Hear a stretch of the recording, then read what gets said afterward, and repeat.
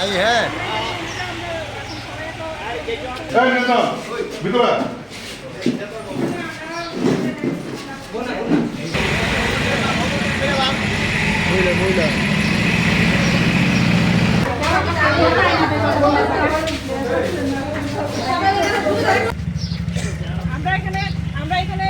কাউন্সিলরের এবং দূর সাইডের 18 সূর্যমণি নিয়োগের কাউন্সিলর এবং আমাদের এখানে আমরা কিন্তু আমরা যখন দেখলাম যে এখান থেকে জিনিসপত্র সব খাওয়ানো হচ্ছে তখন আমরা এখানে একত্রিত হয়েছি।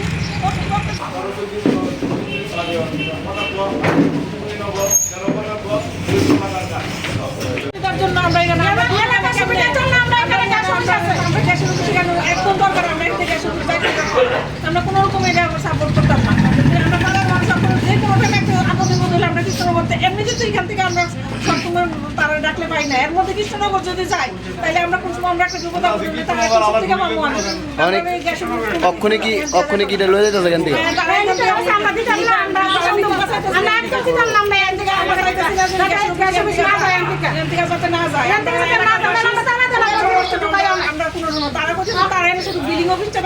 কিন্তু না আমরা বিলিং অফিস রাখলেও তো আমরা পুরো আছে অফিসের সেক্টর মেইন জিনিসটা রাখতে হবে আমরা পুরো এখানে যাতে আমরা সুবিধা অসুবিধা যাতে এলাকাবাসী আমরা ইয়ে করতে সুবিধা ভোগ করতে পারি। কর্তৃপক্ষের সাথে কথা কইছেন নাকি গো? তানেরও ফোন করনে করছি, তানে আসামিরা তো জিনিসপত্র কেন সরানো হইতাছে?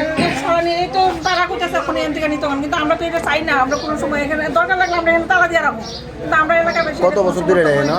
হ্যাঁ কত বছর ধরে? এখানে 5 বছর ধরে 5 বছর ধরে এখানে থাকুন আমরা অনেক রকম সুবিধা হইতাছে।